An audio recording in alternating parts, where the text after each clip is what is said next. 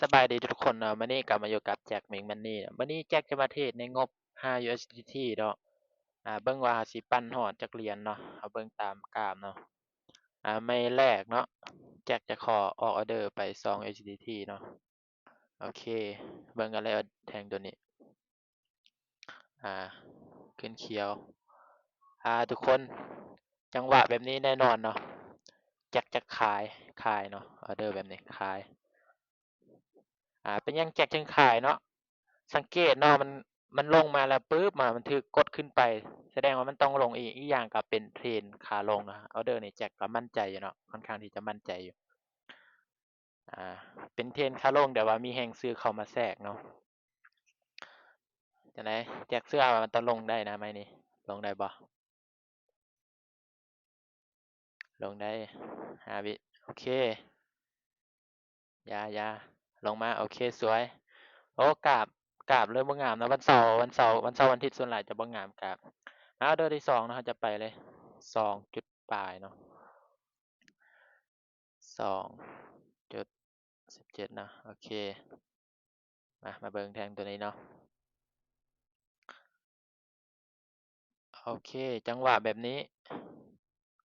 แฮงซื้อเข้ามาแทรก2จังหวะแล้วเนาะจังหวะนี้แจ็คว่ามันต้องขึ้นแน่นอนโอเคแจ็คจะขอซื้อเนาะซื้อเลยออเดอร์นี่โอเคเบิ่งกันเลยทุกคนมั่นใจคือกันออเดอร์นี่เพราะว่ามันขึ้นไปทะลุมันขึ้นไปเนาะมันพยายามจะขึ้นไปหาเส้นราคาอยู่ถึงอะเนาะพยายามขึ้นไปหาเส้นราคาอยู่ถึงแจ็คก็เลยว่าเลือกซื้อออเดอร์นี้เนาะเพราะว่าแฮงซื้อมาแทรก2จังหวะนะจังหวะที่3แจ็คจะซื้อเลยโอเคลุ้นนำกันเลยโอเค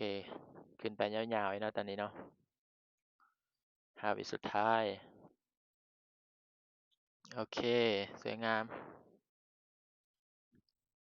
มาออเดอร์สุดท้ายเนาะออเดอร์สุดท้ายเป็นแจ็คจะหยุดเลยเพราะว่าตอนนี้เป็นกราฟที่ว่าสวิงได้น้อยหนึ่งเนาะโอเคออเดอร์นี่โอเคออเดอร์นี่ถ้าว่าปิดเป็นเขียวเนาะแจ็คมั่นใจเลยต้องขึ้นเขียวเนาะถ้าว่าเป็นเขียวเพราะว่าเป็นหยังจึงมั่นใจเนาะเพราะว่าเห็นบ่มันพยายามจะขึ้นไปหาเส้นราคาของมันอยู่เทิงเนาะออเดอร์นะเป็นเขียวโอเคซื้อมั่นใจออเดอร์นี่จังได๋มันต้องขึ้นไปเส้นราคาเทิง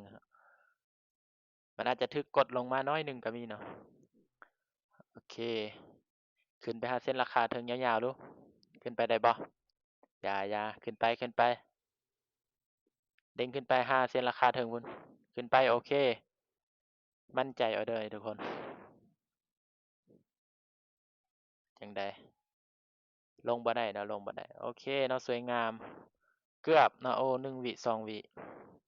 โอเคเนาะสำหรับคลิปนี้ก็